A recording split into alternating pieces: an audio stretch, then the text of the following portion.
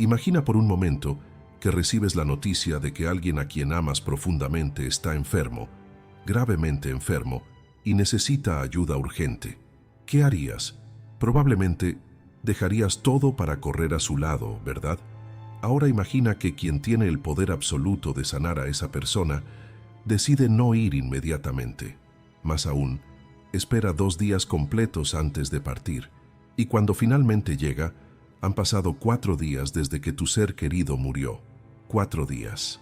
En el calor del desierto de Judea, 4 días significan que la descomposición del cuerpo ya ha comenzado. 4 días significan que ya no hay esperanza humana posible.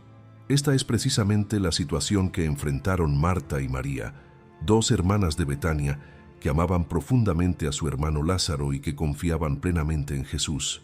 Hoy vamos a sumergirnos en uno de los milagros más extraordinarios y conmovedores de todo el ministerio de Jesús, la resurrección de Lázaro después de 4 días en la tumba. Este no es simplemente un relato sobre un milagro físico, aunque ciertamente lo es. Es una revelación profunda sobre quién es Jesús, sobre su poder sobre la muerte misma, y sobre cómo el tiempo de Dios, aunque a veces incomprensible para nosotros, siempre es perfecto. A lo largo de esta hora juntos, exploraremos cada detalle de esta historia extraordinaria, registrada en el Evangelio de Juan, capítulo 11. Veremos cómo Jesús deliberadamente permitió que una situación ya difícil se volviera humanamente imposible, solo para demostrar que para Dios no hay nada imposible. Descubriremos por qué Jesús lloró ante la tumba de su amigo, a pesar de saber que estaba a punto de resucitarlo. Analizaremos las profundas palabras que Jesús pronunció a Marta. Yo soy la resurrección y la vida, palabras que resuenan con poder a través de los siglos hasta nuestros días. Y más importante aún, veremos cómo este milagro antiguo tiene una relevancia extraordinaria para tu vida hoy, para tus situaciones imposibles, para esas áreas de tu vida que parecen muertas, sepultadas y sin esperanza. Porque si Jesús pudo llamar a Lázaro fuera de la tumba después de 4 días de muerte, ¿qué puede hacer con las situaciones que tú consideras sin remedio? Prepárate para un viaje que desafiará tu comprensión del tiempo, de la fe y del poder transformador de quien se declaró a sí mismo como la resurrección y la vida. Para entender verdaderamente la magnitud de lo que sucedió en Betania aquel día memorable, necesitamos transportarnos 2000 años atrás, al mundo del primer siglo en Judea. Estamos en el año 30 o 31 de nuestra era, durante el tercer año del ministerio público de Jesús. La región está bajo el férreo control del Imperio Romano, representado por Poncio Pilato como prefecto de Judea, aunque las autoridades religiosas judías mantienen considerable poder sobre los asuntos internos de la comunidad. El pueblo judío vive en una tensión constante entre la ocupación romana y su esperanza mesiánica, esperando al libertador prometido por las Escrituras. En este contexto, surge la figura de Jesús de Nazaret, cuyas enseñanzas y milagros han comenzado a atraer multitudes, pero también la creciente hostilidad de las autoridades religiosas establecidas. Los fariseos y saduceos, las 2 principales corrientes religiosas del judaísmo de la época, están particularmente preocupados por la influencia creciente de Jesús. Los fariseos, conocidos por su estricta observancia de la ley y sus tradiciones orales, ven en Jesús una amenaza a su interpretación de la Torá.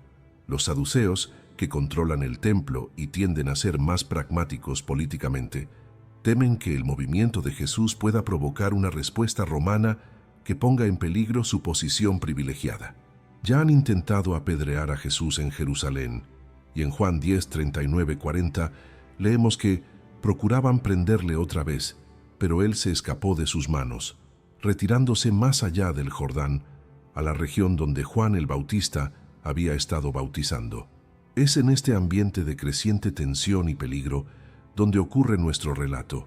Betania, el hogar de Lázaro y sus hermanas Marta y María, era una pequeña aldea situada en la ladera oriental del Monte de los Olivos, a unos 3 kilómetros al este de Jerusalén. Su ubicación era estratégica, lo suficientemente cerca de la Ciudad Santa para estar conectada con los eventos importantes, pero lo suficientemente apartada para ofrecer un refugio del bullicio urbano. El nombre Betania probablemente deriva del arameo Beth Ania, que significa casa de los pobres o casa de la aflicción, aunque algunos sugieren que podría significar casa de los dátiles, por los árboles que abundaban en la zona. La aldea se encontraba en la ruta principal de Jerusalén a Jericó, el mismo camino mencionado en la parábola del buen samaritano, lo que la convertía en un lugar de paso para peregrinos y viajeros. Las casas de Betania en aquella época eran típicamente construcciones de piedra caliza, con techos planos y patios interiores donde las familias realizaban muchas de sus actividades diarias. Las tumbas, siguiendo la costumbre judía, estaban excavadas en la roca calcárea que abundaba en la región, generalmente en las colinas cercanas a las aldeas, pero fuera de las áreas habitadas, cumpliendo con las leyes de pureza ritual. Estas tumbas familiares consistían en una cámara principal con nichos o repisas excavadas en las paredes donde se colocaban los cuerpos. Una piedra grande y pesada, generalmente circular y rodando en un canal, sellaba la entrada. El proceso de sepultura en la cultura judía del primer siglo era específico y rápido, especialmente importante en el clima cálido del Medio Oriente. Cuando alguien moría, el cuerpo era lavado y ungido con especias aromáticas y aceites, principalmente mirra y aloe, que ayudaban a retardar la descomposición y a contrarrestar el olor. Luego el cuerpo era envuelto en tiras de lino, con las especias entre las capas de tela. La cara se cubría con un sudario separado. Todo este proceso debía completarse antes de la puesta del sol del mismo día de la muerte, especialmente si el día siguiente era sábado, pues el día de reposo no permitía este tipo de trabajo. El periodo de duelo oficial era de 7 días, durante los cuales los dolientes permanecían en casa y la comunidad venía a consolarlos, una práctica llamada Shiva que continúa hasta hoy en el judaísmo. Se esperaba que los amigos y vecinos visitaran a la familia en duelo, trayendo comida y palabras de consuelo. Las mujeres profesionales plañideras a menudo eran contratadas para intensificar la expresión pública del dolor, especialmente en familias que podían permitírselo. La creencia judía sobre la muerte y la resurrección en tiempos de Jesús era compleja y variada. Los fariseos creían firmemente en la resurrección de los muertos al final de los tiempos, mientras que los saduceos la negaban rotundamente. La mayoría de los judíos comunes compartían la esperanza farisea de una resurrección futura en el día del juicio. Sin embargo, la idea de que alguien pudiera ser resucitado en medio de la historia antes del fin de los tiempos era prácticamente inconcebible. Existía además una creencia popular de que el alma permanecía cerca del cuerpo durante 3 días después de la muerte, esperando quizás poder regresar. Después del tercer día, cuando la descomposición se hacía evidente, se consideraba que la muerte era definitiva e irreversible. Este detalle hace que la espera de 4 días de Jesús sea aún más significativa. No habría ninguna duda de que Lázaro estaba verdaderamente muerto, más allá de cualquier posibilidad de reanimación natural. La relación entre Jesús y la familia de Betania era especialmente cercana. Lucas 10:38-42 nos cuenta sobre una visita previa de Jesús a su hogar, donde Marta lo recibió en su casa, mientras María se sentaba a los pies de Jesús para escuchar su enseñanza. Un episodio que revela las diferentes personalidades de las hermanas y el afecto genuino que esta familia tenía por el Maestro. Juan 11:5 confirma explícitamente: y amaba Jesús a Marta, a su hermana y a Lázaro. Esta no era simplemente una relación de maestro y discípulos. Había un vínculo profundo de amistad y amor mutuo, lo que hace que los eventos que vamos a explorar sean aún más conmovedores y personales. La narrativa que nos ocupa comienza con una urgencia palpable. Juan 11:1 nos sitúa inmediatamente en el contexto. Estaba entonces enfermo uno llamado Lázaro de Betania, la aldea de María y de su hermana Marta. El evangelista se asegura de que identifiquemos a esta María específicamente en el versículo 2, recordándonos: María, a cuya familia pertenecía el enfermo, fue la que ungió al Señor con perfume y le enjugó los pies con sus cabellos. Esta María es la misma que más adelante, en Juan 12, realizará el acto profético de ungir a Jesús con perfume de nardo puro carísimo, prefigurando su sepultura. La enfermedad de Lázaro es grave, tanto que sus hermanas toman la decisión de enviar mensajeros a Jesús, quien se encontraba al otro lado del Jordán a un día de viaje. El versículo 3 registra el mensaje sencillo pero cargado de confianza que envían. Señor, he aquí el que amas está enfermo. Es notable que no le piden directamente a Jesús que venga, ni siquiera que sane a su hermano. Simplemente le informan de la situación, confiando plenamente en que el afecto de Jesús por Lázaro será suficiente motivación para actuar. Están seguras de que si Jesús sabe, vendrá, y si viene, sanará. Su fe es simple pero profunda, basada en el conocimiento del amor de Jesús por su familia. La respuesta de Jesús, sin embargo, es desconcertante. Juan 11:4 nos dice: oyéndolo Jesús dijo: esta enfermedad no es para muerte, sino para la gloria de Dios, para que el Hijo de Dios sea glorificado por ella. Jesús hace una declaración que parecería contradictoria con lo que está a punto de suceder, pues Lázaro ciertamente morirá. Pero Jesús está viendo más allá del evento inmediato, está viendo el propósito eterno. La muerte no será el final de la historia, sino el escenario para una manifestación extraordinaria de la gloria de Dios. Esta enfermedad, aunque terminará temporalmente en muerte, en última instancia no es para muerte, sino para vida. El versículo 5 reitera el amor de Jesús por esta familia. Y amaba Jesús a Marta, a su hermana y a Lázaro. Este detalle no es superfluo. Juan quiere que entendamos que lo que viene a continuación no es resultado de indiferencia o falta de amor. Lo que sigue en el versículo 6 nos presenta uno de los, por lo tanto, más sorprendentes de toda la Escritura.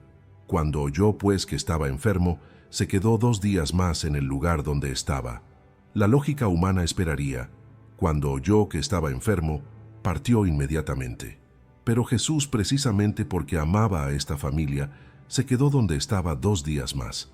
Su amor no se mide por la velocidad de su respuesta a nuestras expectativas, sino por la perfección de su tiempo para cumplir sus propósitos. Estos 2 días de aparente demora son en realidad días de preparación divina para un milagro mayor que una simple sanidad. Después de estos 2 días, Jesús anuncia a sus discípulos en el versículo 7.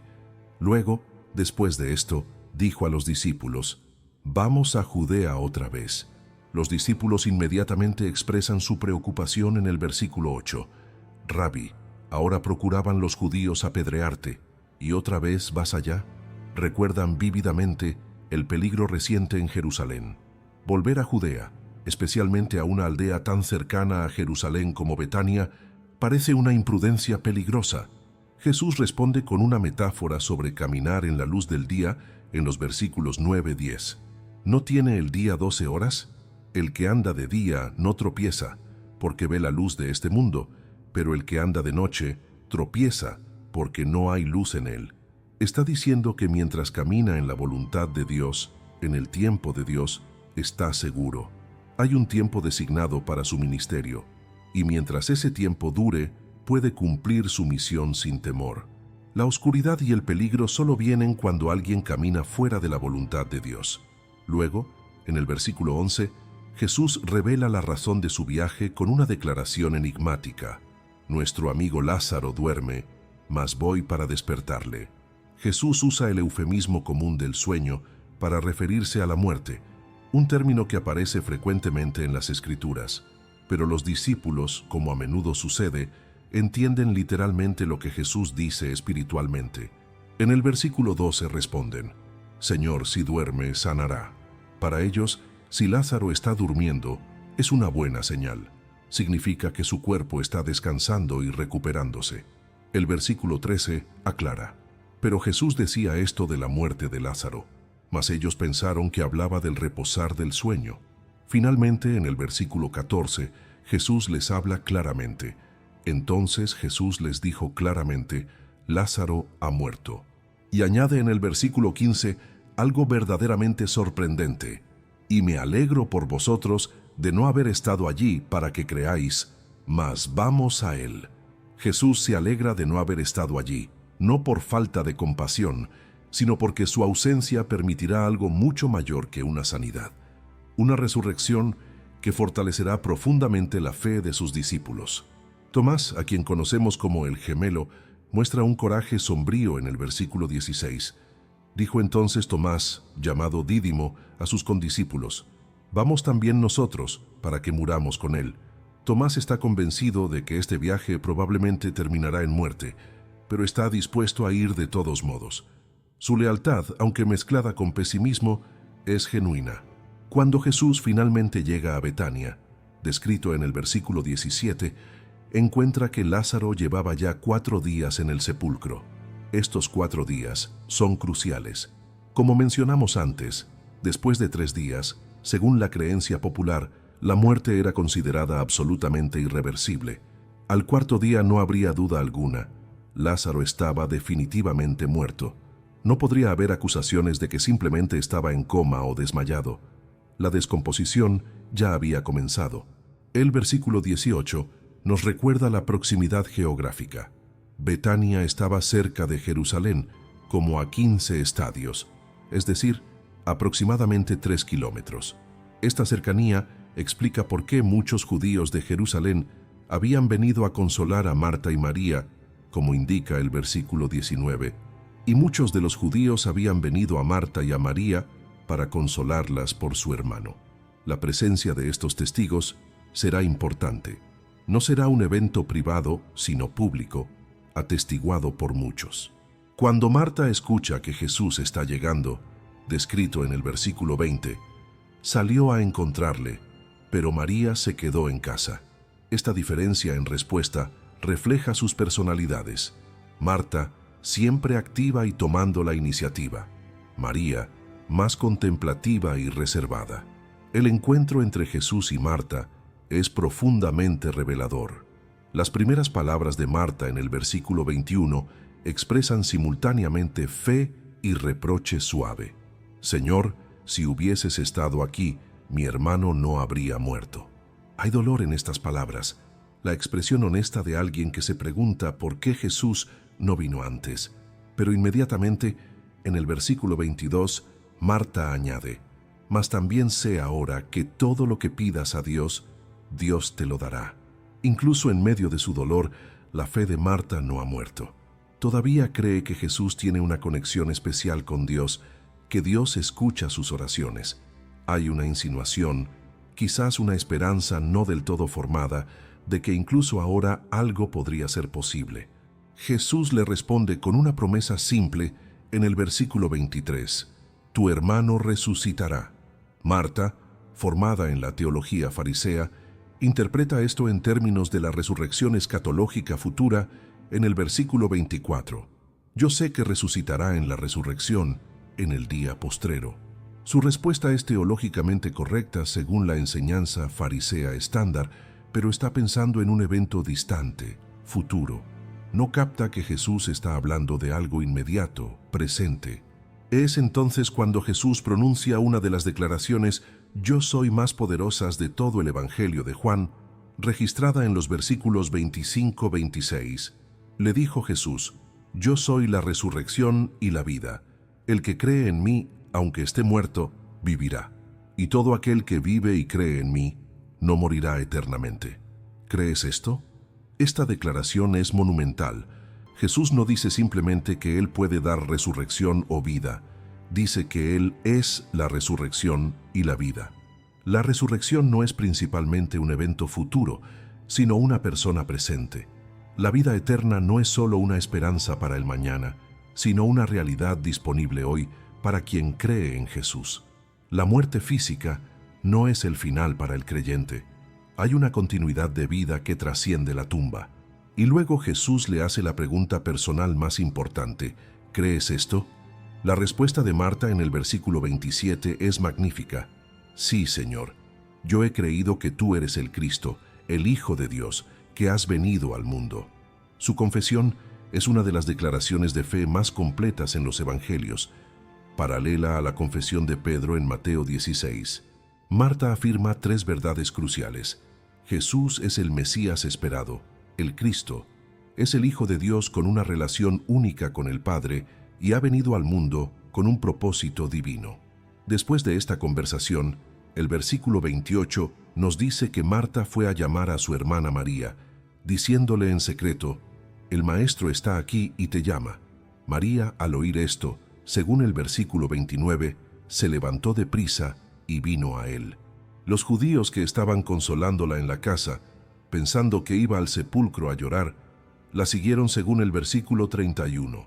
Cuando María llega a donde está Jesús, descrito en el versículo 32, se postra a sus pies y le dice exactamente las mismas palabras que su hermana había dicho: «Señor, si hubieses estado aquí no habría muerto mi hermano».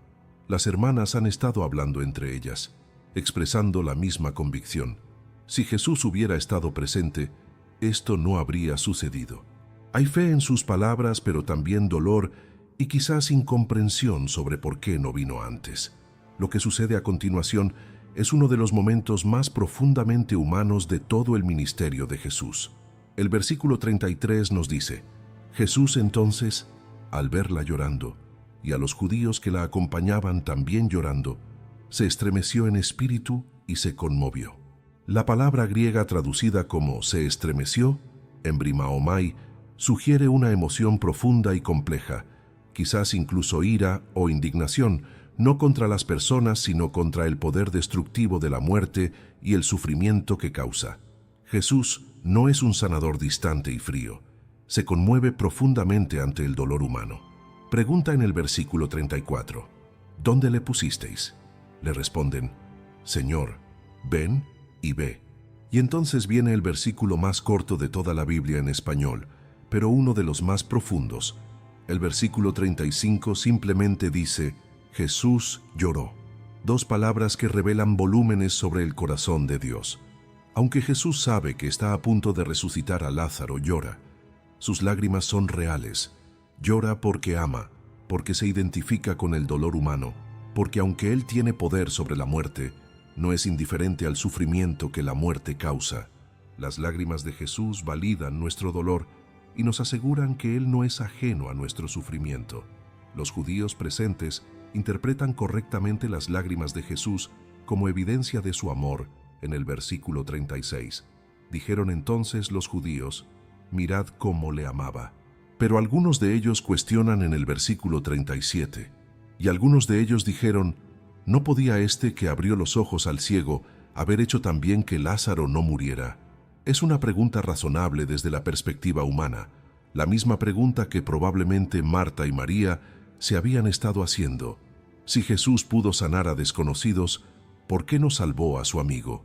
Lo que no entienden todavía es que Jesús no va simplemente a restaurar lo que se perdió, va a demostrar algo infinitamente mayor. El versículo 38 nos dice que Jesús, conmoviéndose otra vez en su interior, vino al sepulcro. Era una cueva y tenía una piedra puesta encima. La descripción es típica de las tumbas judías de la época. Entonces Jesús da una orden que debe haber parecido incomprensible en el versículo 39. Dijo Jesús: «Quitad la piedra». Marta, siempre práctica, inmediatamente objeta: «Señor, hiede ya, porque es de 4 días». En el calor del desierto, después de 4 días, el proceso de descomposición estaría avanzado. Marta está siendo realista. No es solo que Lázaro está muerto, es que su cuerpo ya está en estado de descomposición. Abrir la tumba sería confrontar la realidad horrible y maloliente de la muerte. Jesús responde a Marta en el versículo 40 con un recordatorio de su conversación anterior. ¿No te he dicho que si crees, verás la gloria de Dios? La fe precede a la vista. Marta debe creer antes de ver el milagro. Así que nos dice el versículo 41, «Quitaron la piedra». Podemos imaginar el sonido de la piedra pesada rodando, la apertura oscura de la tumba siendo revelada, quizás el olor comenzando a emerger. Es un momento de anticipación y probablemente de horror para los presentes. Entonces Jesús hace algo inesperado. Ora en voz alta. Los versículos 41-42 registran su oración. Y Jesús, alzando los ojos a lo alto, dijo: «Padre, gracias te doy por haberme oído. Yo sabía que siempre me oyes, pero lo dije por causa de la multitud que está alrededor, para que crean que tú me has enviado. Esta oración no es una súplica, sino una acción de gracias. Jesús ya sabe que el Padre ha escuchado, ya sabe lo que está a punto de suceder. Ora en voz alta no para informar a Dios o persuadirlo, sino para el beneficio de los presentes, para que entiendan que lo que están a punto de presenciar es una acción del Padre a través del Hijo. Es una demostración de la perfecta unidad y comunicación entre el Padre y el Hijo. Y entonces, en el versículo 43, Jesús hace lo imposible, y habiendo dicho esto, clamó a gran voz: «Lázaro, ven fuera».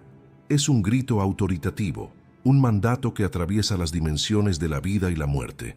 Su voz, la misma voz que habló en la creación y dijo: «Sea la luz», ahora ordena a un hombre muerto que vuelva a la vida.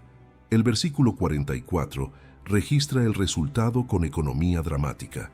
«Y el que había muerto salió, atadas las manos y los pies con vendas, y el rostro envuelto en un sudario». Imaginemos la escena. De la oscuridad de la tumba emerge una figura envuelta en telas funerarias, caminando a pesar de tener los pies atados, vivo a pesar de haber estado muerto. Es una imagen que debe haber congelado a todos los presentes en asombro y terror reverente. Jesús da una última instrucción práctica en el versículo 44: «Desatadle y dejadle ir». Jesús resucita, pero involucra a la comunidad en el proceso de restauración.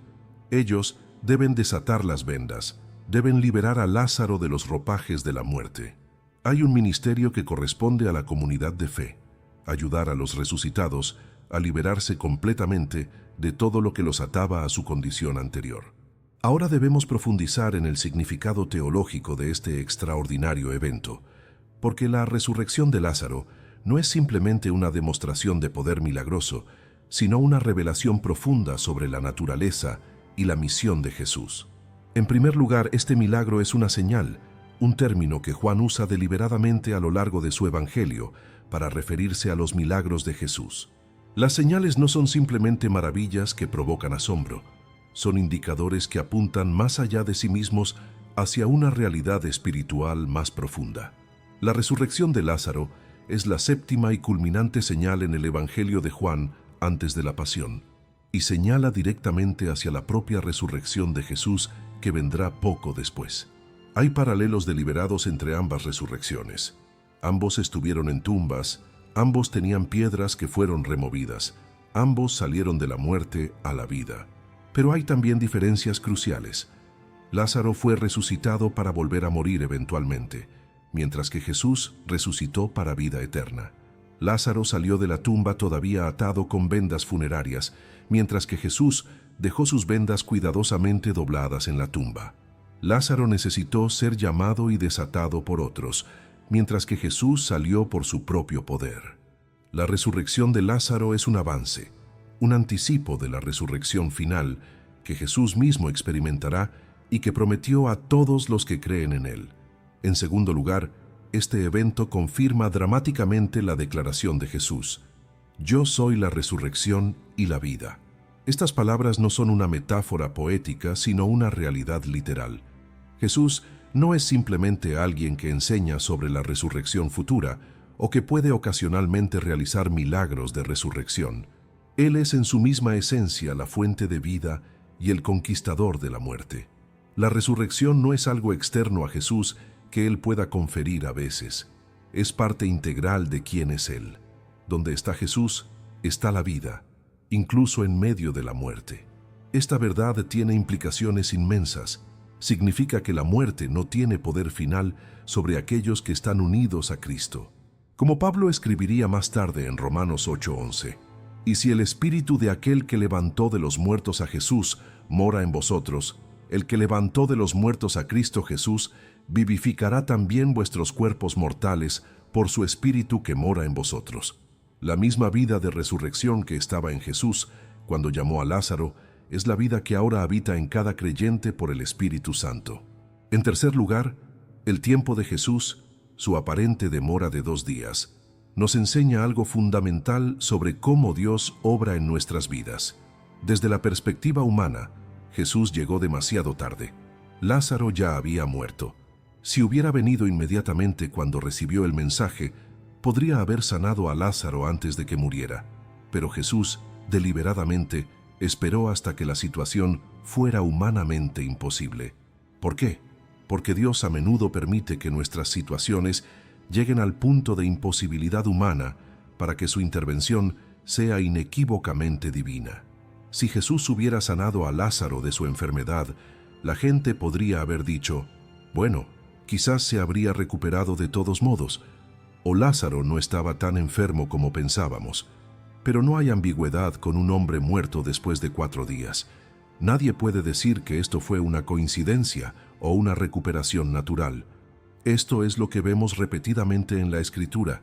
Dios permite que el Mar Rojo se cierre completamente sobre los israelitas antes de abrirlo.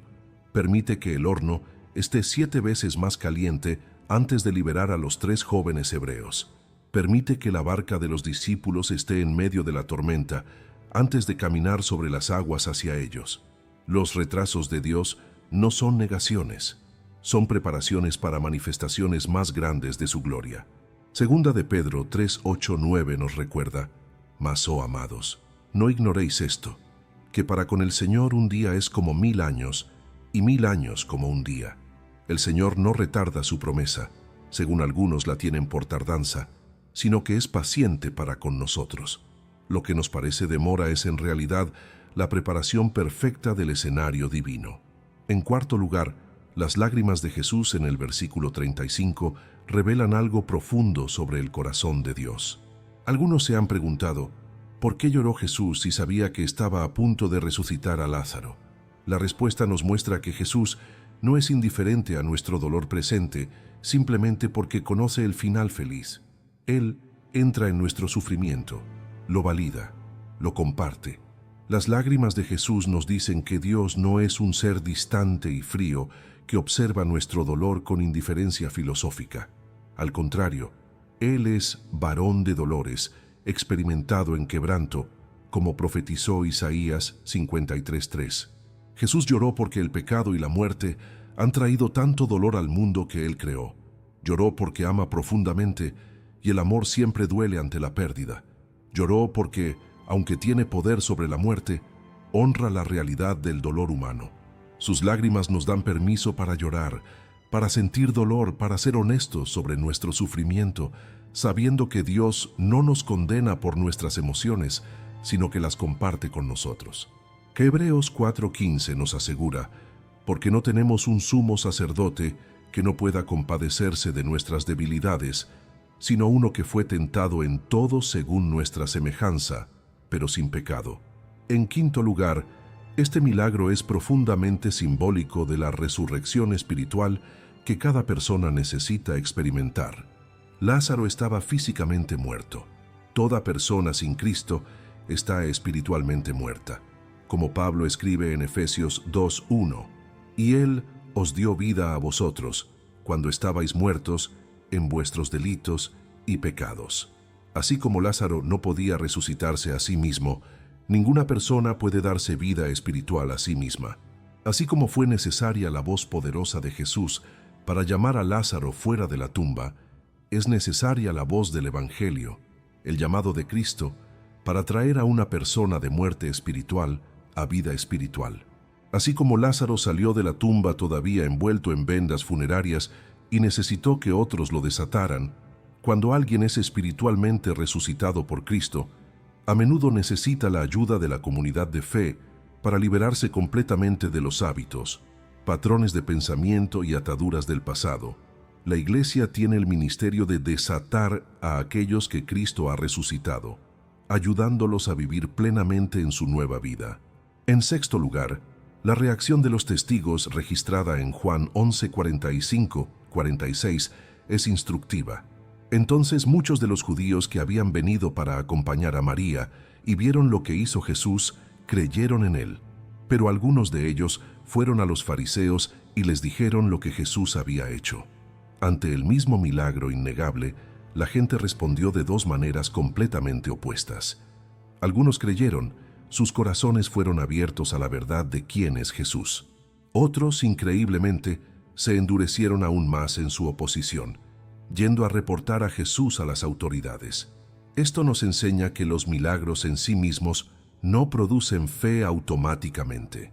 La fe requiere un corazón dispuesto a responder, como Jesús mismo enseñó en la parábola del rico y Lázaro en Lucas 16:31.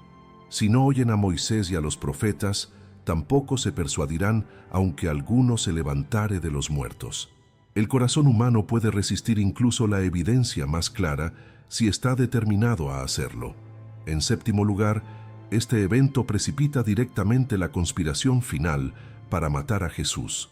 Juan 11:47-48 registra la reunión del Sanedrín. Entonces los principales sacerdotes y los fariseos reunieron el concilio y dijeron: ¿qué haremos? Porque este hombre hace muchas señales. Si le dejamos así, todos creerán en él, y vendrán los romanos y destruirán nuestro lugar santo y nuestra nación. Irónicamente, están preocupados de que si no matan a Jesús, los romanos destruirán el templo, pero en el año 70 d.C., los romanos destruirán el templo de todos modos, precisamente porque rechazaron al Mesías. Caifás, el sumo sacerdote ese año, pronuncia palabras proféticas sin darse cuenta en los versículos 49-50. Vosotros no sabéis nada, ni pensáis que nos conviene que un hombre muera por el pueblo, y no que toda la nación perezca. Juan añade un comentario inspirador en los versículos 51-52. Esto no lo dijo por sí mismo, sino que como era el sumo sacerdote aquel año, profetizó que Jesús había de morir por la nación, y no solamente por la nación, sino también para congregar en uno a los hijos de Dios que estaban dispersos.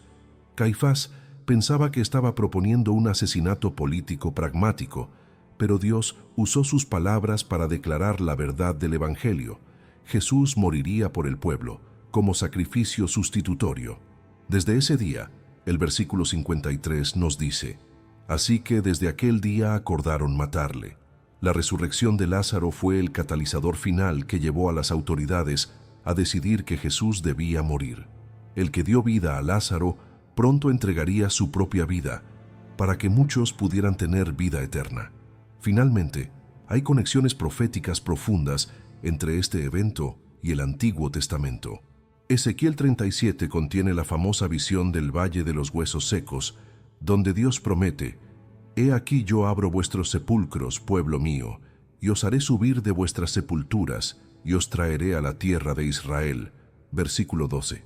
La resurrección de Lázaro es una demostración literal del poder de Dios para cumplir esta promesa, no solo espiritualmente, sino también físicamente.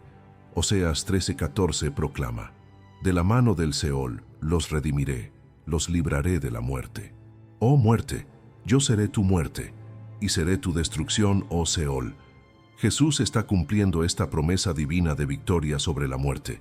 El Salmo 16:10, citado por Pedro en su sermón de Pentecostés, dice: porque no dejarás mi alma en el Seol, ni permitirás que tu santo vea corrupción. Aunque este salmo encuentra su cumplimiento final en la resurrección de Jesús mismo, el hecho de que Jesús llame a Lázaro fuera de la tumba después de 4 días demuestra el poder de Dios sobre la corrupción y la muerte. Ahora bien, ¿cómo aplicamos esta antigua historia a nuestra vida moderna? ¿Qué lecciones prácticas podemos extraer de la resurrección de Lázaro que transformen nuestra manera de vivir hoy en el siglo XXI? Primero, debemos entender que todos tenemos nuestras propias situaciones de Lázaro, áreas de nuestra vida que parecen muertas, sin esperanza, más allá de cualquier posibilidad de restauración. Quizás es un matrimonio que ha estado muerto durante años, donde la comunicación se ha secado y el amor se ha enfriado hasta parecer inexistente. Tal vez es una relación con un hijo adulto que se ha alejado, donde han pasado meses o incluso años sin comunicación significativa, y cada día que pasa parece hacer la brecha más imposible de cerrar.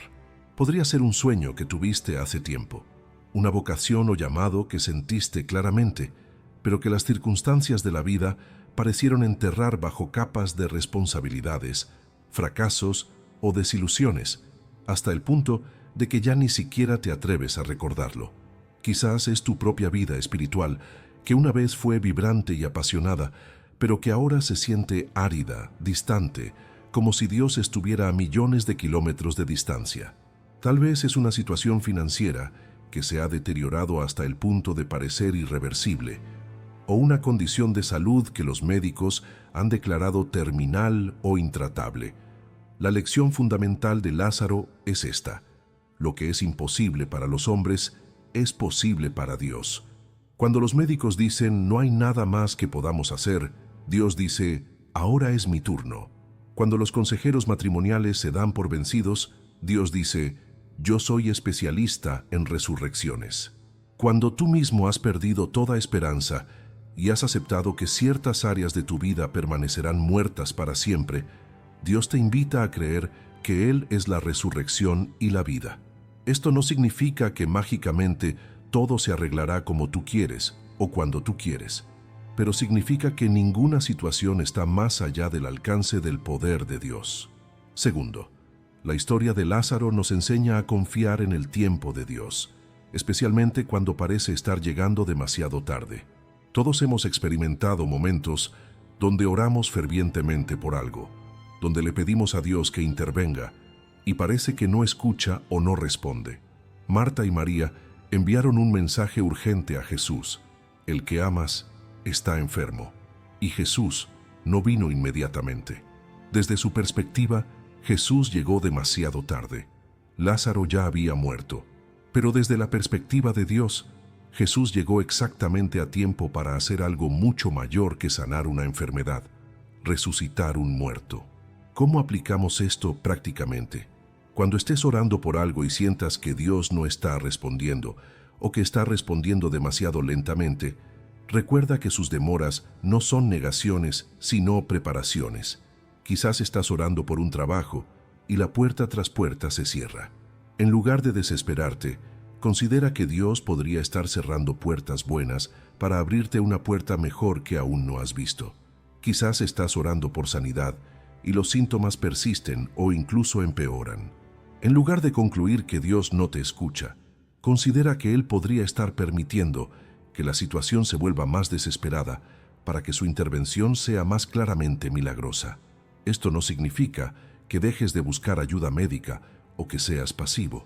Significa que incluso mientras haces todo lo que humanamente puedes hacer, confías en que Dios está obrando según su tiempo perfecto. La Escritura nos dice en Habacuc 2:3, aunque la visión tardará aún por un tiempo, mas se apresura hacia el fin y no mentirá. Aunque tardare, espéralo, porque sin duda vendrá, no tardará. Desde nuestra perspectiva temporal limitada, Dios parece lento. Desde su perspectiva eterna, Él nunca llega tarde. Tercero, debemos aprender a ser honestos con Dios sobre nuestro dolor y nuestras dudas, así como lo fueron Marta y María. Nota que tanto Marta como María le dijeron a Jesús: Señor, si hubieses estado aquí, mi hermano no habría muerto. Hay un tono de reproche sutil en estas palabras, una pregunta no formulada: ¿por qué no viniste antes? Y Jesús no las rechazó por su honestidad.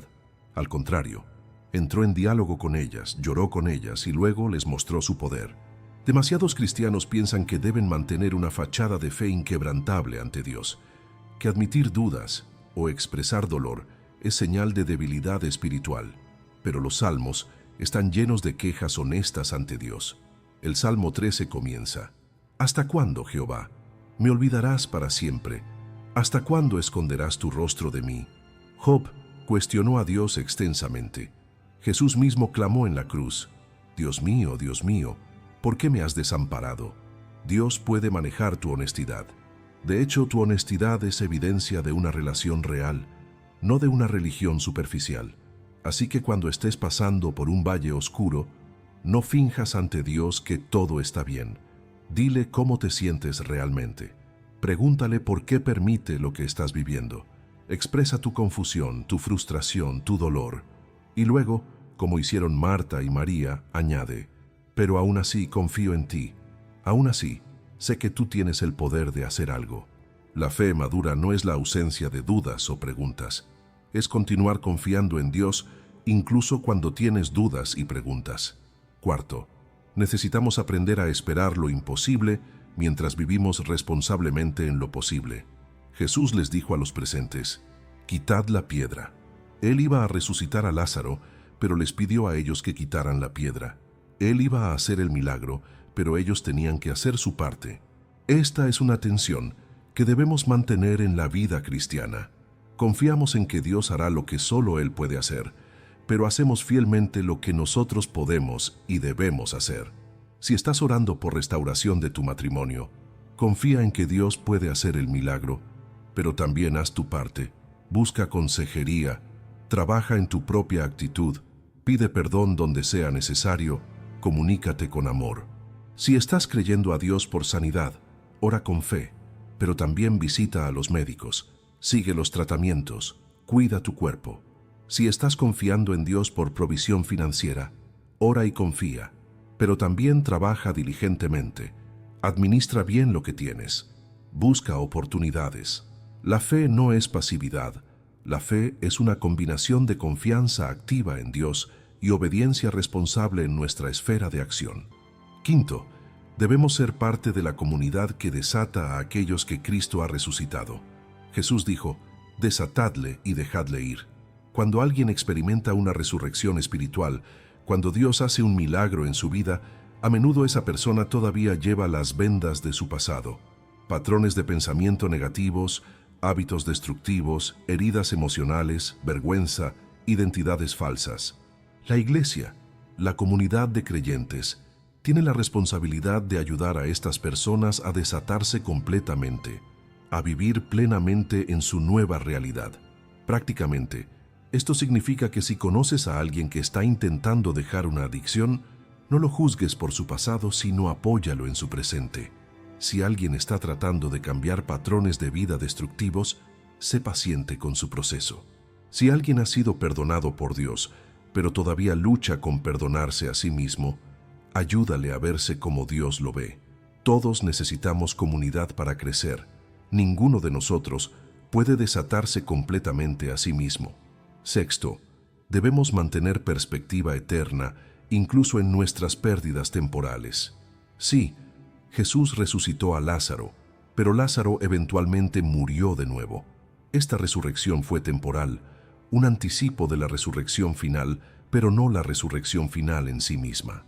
Esto nos recuerda que incluso cuando Dios hace milagros en nuestra vida terrenal, estos son solo vistazos de la realidad eterna que nos espera.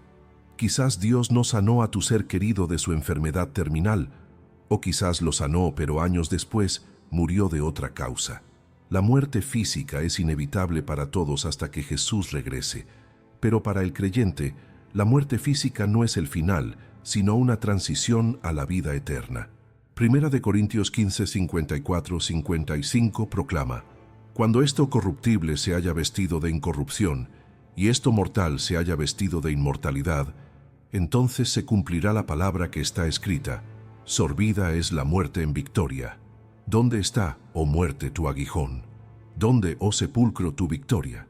La resurrección de Lázaro nos da esperanza no solo para nuestras situaciones difíciles ahora, sino sobre todo para la resurrección final cuando Cristo regrese. Las preguntas sobre este milagro extraordinario son numerosas y algunos cuestionamientos son comprensibles. Una de las preguntas más comunes es: ¿qué experimentó Lázaro durante los 4 días que estuvo muerto? ¿Fue al cielo y luego tuvo que regresar? La Biblia no nos da detalles específicos sobre la experiencia de Lázaro entre su muerte y su resurrección. Lázaro mismo nunca registra haber compartido lo que experimentó, lo cual es notable en sí mismo. La mayoría de los eruditos bíblicos sugieren que Lázaro probablemente estuvo en un estado de inconsciencia, a veces llamado sueño del alma, esperando la resurrección. Este concepto se ve apoyado por el hecho de que Jesús mismo se refirió a la muerte de Lázaro como sueño en Juan 11:11. El Antiguo Testamento frecuentemente describe la muerte como un dormir con los padres, sugiriendo un estado de inconsciencia más que una experiencia consciente. Esto sería diferente de lo que experimentaría un creyente después de la muerte de Cristo y la obra completa de la redención. Pablo escribe en Filipenses 1:23 sobre su deseo de partir y estar con Cristo, sugiriendo conciencia inmediata en la presencia de Dios después de la muerte para los creyentes en la era del Nuevo Pacto. Pero Lázaro vivió y murió antes de la crucifixión y resurrección de Jesús, antes de que Cristo abriera el camino al Padre de una vez por todas. Otra interpretación es que Lázaro sí experimentó el paraíso o la presencia de Dios de alguna manera, pero que Dios en su soberanía borró esos recuerdos cuando lo resucitó, quizás porque conocer completamente la gloria del cielo haría insoportable vivir de nuevo en este mundo caído. Imagina experimentar la perfección, la paz absoluta, la presencia de Dios sin velo, y luego tener que regresar a un cuerpo mortal y un mundo roto. Algunos sugieren que Dios misericordiosamente protegió a Lázaro de ese conocimiento para permitirle vivir el resto de su vida terrenal. La verdad es que la Escritura guarda silencio sobre este aspecto y debemos estar contentos con lo que Dios ha revelado y no especular más allá de eso. Otra pregunta frecuente es, ¿por qué Jesús esperó específicamente 4 días? Ya hemos explorado algunas razones teológicas, pero hay también una razón cultural específica. Como mencionamos antes, existía una creencia popular judía de que el alma permanecía cerca del cuerpo durante 3 días después de la muerte y que la descomposición visible no comenzaba hasta el 4.º día.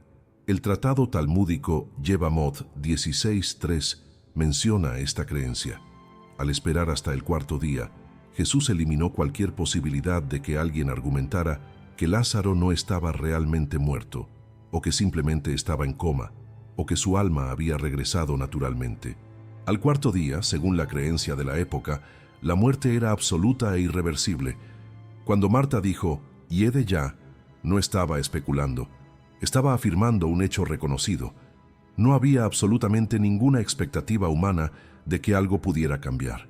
Esto magnificó el milagro y dejó claro que solo el poder divino podía lograr lo que estaban a punto de presenciar. Algunas personas preguntan, ¿es este milagro literal o es una alegoría? La respuesta es ambas cosas, pero primero y principalmente es literal. Juan registra esto como un evento histórico real que ocurrió en un tiempo y lugar específicos, con personas reales nombradas y testigos múltiples. No hay nada en el texto que sugiera que sea una parábola o una alegoría. Al mismo tiempo, como hemos visto, el evento tiene un profundo significado simbólico y teológico que va más allá del evento físico en sí. Esta es la belleza de la narrativa bíblica. Dios obra en la historia real de maneras que también revelan verdades espirituales eternas. Los eventos son literales y simbólicos, históricos y teológicos. No tenemos que elegir entre ambas interpretaciones. Abrazamos ambas. Otra cuestión que surge es, ¿por qué Dios no hace milagros así en nuestros días? ¿Por qué no resucita a nuestros seres queridos cuando oramos? Esta es quizás la pregunta más dolorosa y personal que surge de este relato. Primero, debemos reconocer que Dios sigue haciendo milagros hoy, incluyendo sanidades extraordinarias que los médicos no pueden explicar. Hay testimonios documentados alrededor del mundo de personas que han sido sanadas milagrosamente. Sin embargo, también es cierto que no todos son sanados cuando oramos. Y ciertamente las resurrecciones físicas son extremadamente raras si es que ocurren. ¿Por qué? Primero, debemos entender que los milagros en el ministerio de Jesús tenían un propósito específico: autenticar su identidad como el Mesías y el Hijo de Dios. Juan 20:30-31 explica: hizo además Jesús muchas otras señales en presencia de sus discípulos, las cuales no están escritas en este libro. Pero éstas se han escrito para que creáis que Jesús es el Cristo, el Hijo de Dios, y para que creyendo tengáis vida en su nombre. Los milagros fueron señales que apuntaban a la identidad de Jesús. Una vez que esa identidad ha sido establecida y registrada en las Escrituras, ya no es necesaria la misma frecuencia de señales milagrosas. Segundo, debemos recordar que incluso Lázaro eventualmente murió de nuevo. La resurrección que necesitamos más desesperadamente no es la resurrección temporal a esta vida terrenal, sino la resurrección eterna a la vida venidera. Si Dios resucitara a cada ser querido por el que oramos, aún tendrían que morir eventualmente. Lo que Dios nos ofrece es mucho mejor: vida eterna en cuerpos resucitados que nunca más morirán. Primera de Corintios 15, 42-44 nos dice: así también es la resurrección de los muertos. Se siembra en corrupción, resucitará en incorrupción. Se siembra en deshonra, resucitará en gloria. Se siembra en debilidad, resucitará en poder. Se siembra cuerpo animal, resucitará cuerpo espiritual. Tercero, aunque no entendemos completamente por qué Dios permite el sufrimiento y no siempre interviene milagrosamente cuando se lo pedimos, debemos confiar en su sabiduría y bondad. Isaías 55, 8, 9 nos recuerda: porque mis pensamientos no son vuestros pensamientos, ni vuestros caminos mis caminos, dijo Jehová. Como son más altos los cielos que la tierra, así son mis caminos más altos que vuestros caminos, y mis pensamientos más que vuestros pensamientos. Esto no responde completamente nuestro dolor cuando perdemos a alguien que amamos, pero nos llama a confiar en que Dios ve un panorama más amplio que nosotros no podemos ver. Algunos también preguntan sobre las diferencias entre las interpretaciones teológicas de este pasaje. La mayoría de las denominaciones cristianas están de acuerdo en lo fundamental. Este fue un milagro literal que demuestra el poder de Jesús sobre la muerte y señala hacia su propia resurrección y la resurrección final. Las diferencias tienden a estar en los detalles o en el énfasis. Algunas tradiciones enfatizan más el aspecto sacramental, viendo este milagro en conexión con el bautismo como una resurrección espiritual. Otras enfatizan el aspecto evangelístico, viendo el milagro principalmente como una demostración del poder de Dios para atraer a la gente a la fe. Algunas tradiciones prestan mucha atención a las palabras específicas de Jesús sobre ser la resurrección y la vida, enfatizando la cristología, el estudio de la persona de Cristo. Otras se enfocan más en las implicaciones prácticas para la vida del creyente, pero estas diferencias son matices. Lo fundamental está claro y es aceptado por toda la cristiandad ortodoxa. Una pregunta final que a menudo surge es: ¿qué pasó con Lázaro después de su resurrección? La Biblia nos da solo pequeños vistazos. Juan 12, 1, 2 nos dice: 6 días antes de la Pascua vino Jesús a Betania, donde estaba Lázaro, el que había estado muerto y a quien había resucitado de los muertos. Y le hicieron allí una cena. Marta servía, y Lázaro era uno de los que estaban sentados a la mesa con él. Vemos a Lázaro participando en una comida con Jesús, restaurado completamente a la vida normal. El versículo 9 añade un detalle intrigante. Gran multitud de los judíos supieron entonces que él estaba allí, y vinieron, no solamente por causa de Jesús, sino también para ver a Lázaro, a quien había resucitado de los muertos. Lázaro se había convertido en una atracción, un testimonio viviente del poder de Jesús. Pero esto también lo puso en peligro. Juan 12, 10, 11 revela: pero los principales sacerdotes acordaron dar muerte también a Lázaro, porque a causa de él, muchos de los judíos se apartaban y creían en Jesús. Las autoridades religiosas no solo querían matar a Jesús, sino también a Lázaro, porque su mera existencia era evidencia del poder de Jesús. La tradición de la Iglesia sugiere que Lázaro eventualmente se convirtió en obispo, primero en Chipre según la tradición ortodoxa, o en Marsella, Francia, según la tradición católica occidental. Algunos relatos dicen que vivió otros 30 años después de su resurrección, dedicando su vida a servir a Cristo y compartir su testimonio. Aunque no podemos verificar estos detalles históricos con certeza, lo que es claro es que la resurrección de Lázaro tuvo un impacto duradero no solo en él, sino en innumerables personas que escucharon su historia a lo largo de los siglos. Hemos viajado juntos a través de uno de los relatos más poderosos y conmovedores del ministerio de Jesús. Hemos visto cómo Jesús deliberadamente permitió que una situación difícil se convirtiera en imposible, no por falta de amor, sino por abundancia de propósito. Hemos presenciado las lágrimas de Dios encarnado ante el dolor humano, lágrimas que nos recuerdan que Él no es indiferente a nuestro sufrimiento. Hemos escuchado la declaración más audaz: yo soy la resurrección y la vida. palabras que transforman completamente nuestra comprensión de quién es Jesús y qué significa creer en Él. Hemos estado junto a la tumba oscura y maloliente de Lázaro, donde toda esperanza humana había muerto, y hemos escuchado la voz del Creador ordenar a la muerte que suelte su presa. Hemos visto a un hombre muerto caminar fuera de su tumba, todavía envuelto en vendas funerarias, vivo por el poder de Dios, y hemos explorado las profundas implicaciones teológicas y las aplicaciones prácticas de este milagro para nuestra vida hoy. Pero ahora debemos hacer la pregunta más importante y personal. ¿Qué significa todo esto para ti? No te pregunto si crees intelectualmente que este evento ocurrió hace 2000 años en una pequeña aldea cerca de Jerusalén.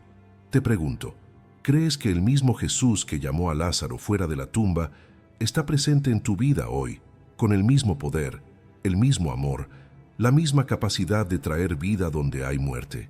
Jesús le preguntó a Marta, ¿crees esto? Y ahora te hace la misma pregunta a ti. Quizás estás escuchando estas palabras hoy y hay áreas de tu vida que se sienten completamente muertas. Tal vez es un sueño que enterraste hace años, un sueño que alguna vez te llenó de pasión y propósito, pero que las circunstancias, los fracasos o las palabras de otros mataron. Quizás es una relación que ha estado fría y sin vida durante tanto tiempo que ya ni siquiera recuerdas cómo era cuando estaba viva. Tal vez es tu propia vida espiritual, que una vez fue vibrante pero que ahora se siente como un desierto árido. Puede ser una situación de salud que te ha robado la esperanza, o una circunstancia financiera que te ha dejado en desesperación. O quizás es algo más profundo. Tal vez te sientes muerto por dentro, entumecido por el dolor, atrapado en patrones de pensamiento negativos, encadenado por adicciones o hábitos destructivos, aplastado por la culpa o la vergüenza de tu pasado. Escucha estas palabras con cuidado. El mismo Jesús que estuvo junto a la tumba de Lázaro está junto a tu tumba hoy. El mismo Jesús que lloró ante el dolor de Marta y María llora contigo hoy. El mismo Jesús que gritó con voz autoritativa, «Lázaro, ven fuera», te está llamando hoy fuera de cualquier tumba en la que te encuentres. Él es la resurrección y la vida. Esto significa que ninguna situación en tu vida está más allá de su poder para restaurarla, renovarla, resucitarla. Pero nota esto. Jesús no abrió la tumba por sí mismo. Le dijo a otros, «Quitad la piedra». Hay algo que tú debes hacer. Debes quitar la piedra de la incredulidad. Debes quitar la piedra del cinismo que dice, «Esto nunca cambiará».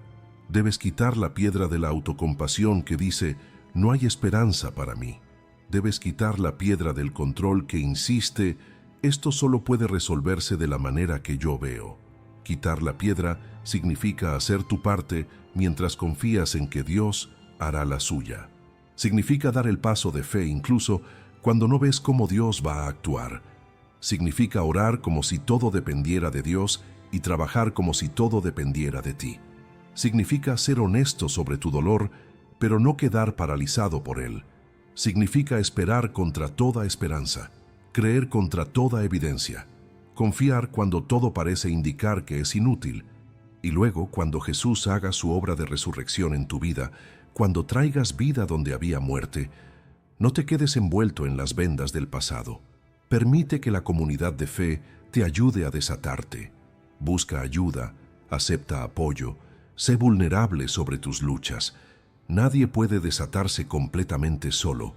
Todos necesitamos a otros para ayudarnos a liberarnos completamente de lo que nos ataba a nuestra condición anterior. Tal vez hoy necesitas tomar una decisión específica. Quizás necesitas hacer esa llamada telefónica difícil para iniciar la reconciliación con alguien. Tal vez necesitas hacer una cita con un consejero para trabajar en tu matrimonio o en tu salud mental. Quizás necesitas inscribirte en ese programa que te ayudará con tu adicción.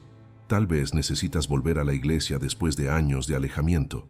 Quizás necesitas perdonar a alguien que te hirió profundamente, no porque lo merezcan, sino porque tú necesitas liberarte. Tal vez necesitas perdonarte a ti mismo por errores del pasado.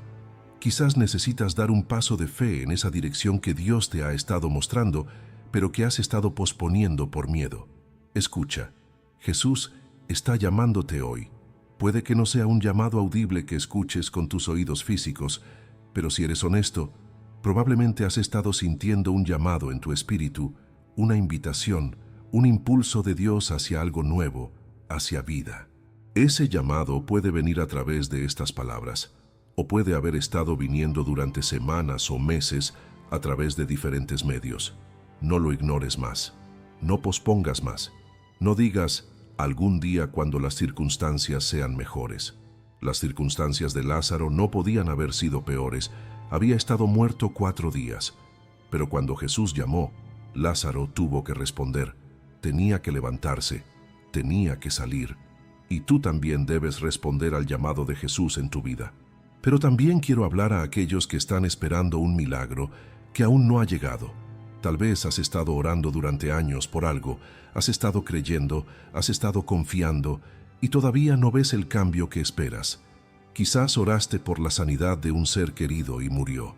Oraste por la restauración de tu matrimonio y terminó en divorcio. Oraste por un hijo que se alejó y todavía está lejos. Oraste por provisión financiera y la situación solo empeoró. ¿Qué hacemos con las oraciones no contestadas? Con los milagros que esperábamos pero que no llegaron. Primero, recuerda que el amor de Dios por ti no se mide por cuán rápido responde a tus peticiones. Jesús amaba profundamente a Lázaro, pero se quedó donde estaba 2 días más cuando escuchó que estaba enfermo. Los caminos de Dios no siempre son nuestros caminos, y su tiempo no siempre es nuestro tiempo.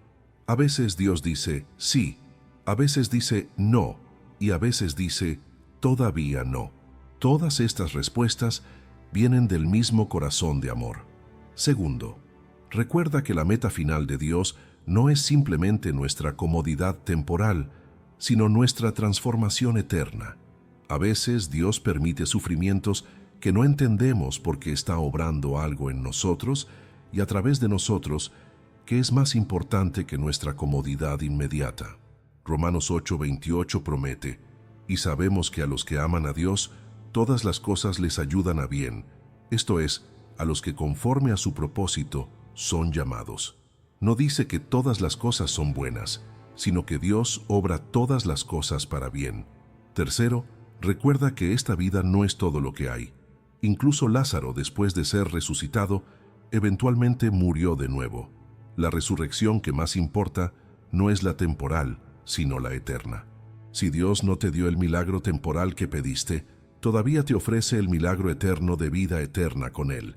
Y en esa eternidad, Apocalipsis 21:4 promete: enjugará Dios toda lágrima de los ojos de ellos, y ya no habrá muerte, ni habrá más llanto, ni clamor, ni dolor, porque las primeras cosas pasaron.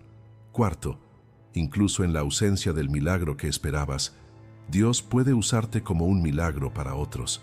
Quizás tu historia de fe en medio del sufrimiento, tu confianza en Dios a pesar de las oraciones no contestadas, tu amor persistente hacia Dios incluso cuando no entiendes sus caminos, es exactamente el testimonio que alguien más necesita ver para creer. Job nunca recibió respuestas completas a sus preguntas sobre por qué sufrió, pero su fidelidad en medio del sufrimiento inexplicable ha inspirado a millones a través de los siglos. Tu dolor no tiene que ser desperdiciado. Dios puede usarlo para su gloria y para el bien de otros. Te invito ahora a un momento de reflexión personal y oración. No importa dónde estés escuchando esto, en tu casa, en tu auto, mientras caminas, toma un momento para cerrar los ojos, si puedes hacerlo con seguridad. Respira profundamente. Reconoce la presencia de Jesús contigo ahora mismo. Él no está lejos.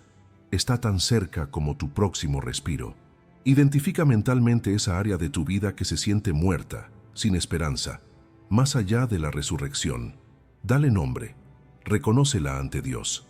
No finjas que no existe o que no te duele. Sé completamente honesto. Y ahora, con tanta fe como puedas reunir, incluso si es solo una pequeña semilla de fe, incluso si es fe mezclada con dudas, presenta esa situación a Jesús. Dile: Jesús, tú eres la resurrección y la vida. Yo creo, pero ayuda a mi incredulidad. Esta situación parece muerta, pero tú tienes poder sobre la muerte. No sé cómo vas a obrar, no sé cuándo vas a obrar, pero confío en que tú estás obrando. Quito la piedra de mi incredulidad, quito la piedra de mi control, te entrego esta situación. Haz tu obra de resurrección en mi vida, en tu tiempo perfecto, de tu manera perfecta, y mientras espero, ayúdame a vivir con fe, con esperanza, con amor. Ayúdame a hacer mi parte mientras confío en que tú harás la tuya. Que tu voluntad se haga en mi vida. Amén. Si hoy tomaste la decisión de confiar tu vida a Jesús por primera vez, si reconociste que estás espiritualmente muerto y necesitas el llamado de Jesús para traerte de muerte espiritual a vida espiritual, bienvenido a la familia de Dios. La Biblia promete en Romanos 10:9 que si confesares con tu boca que Jesús es el Señor y creyeres en tu corazón que Dios le levantó de los muertos, serás salvo. Es así de simple y así de profundo. Si declaras que Jesús es Señor y crees en su resurrección, eres salvo. Has pasado de muerte a vida. Has experimentado tu propia resurrección espiritual. Ahora, busca una comunidad de creyentes que pueda ayudarte a crecer en tu nueva vida, que pueda desatarte de las vendas de tu pasado. La historia de Lázaro nos recuerda que servimos a un Dios de lo imposible, un Dios que no está limitado por nuestras circunstancias, un Dios cuyo amor es tan profundo que llora con nosotros y cuyo poder es tan grande que puede llamar a los muertos a la vida. Ya sea que necesites una resurrección espiritual, emocional, relacional, física o de cualquier otro tipo, Jesús es la resurrección y la vida. Él es tu esperanza cuando todo parece sin esperanza. Él es tu fuerza cuando te sientes débil. Él es tu vida cuando te sientes muerto por dentro. Confía en Él, espera en Él, cree en Él y prepárate para escuchar su voz llamándote: ven fuera de la tumba de tu pasado, ven fuera de la tumba de tus fracasos, ven fuera de la tumba de tu desesperanza, ven fuera de la tumba de tu pecado, ven fuera de la tumba de tu dolor, ven fuera y vive, porque el que es la resurrección y la vida te está llamando a una vida nueva, abundante, transformada por su poder. Que el mismo Jesús que estuvo junto a la tumba de Lázaro hace 2000 años esté contigo ahora y siempre. Que su amor te consuele, su poder te transforme y su presencia te acompañe todos los días de tu vida. Y que vivas cada día con la confianza de que, sin importar qué tumbas enfrentes en esta vida, Él tiene poder sobre todas ellas y un día hará todas las cosas nuevas. Hasta ese día glorioso, camina en fe, vive en esperanza y permanece en su amor. Amén.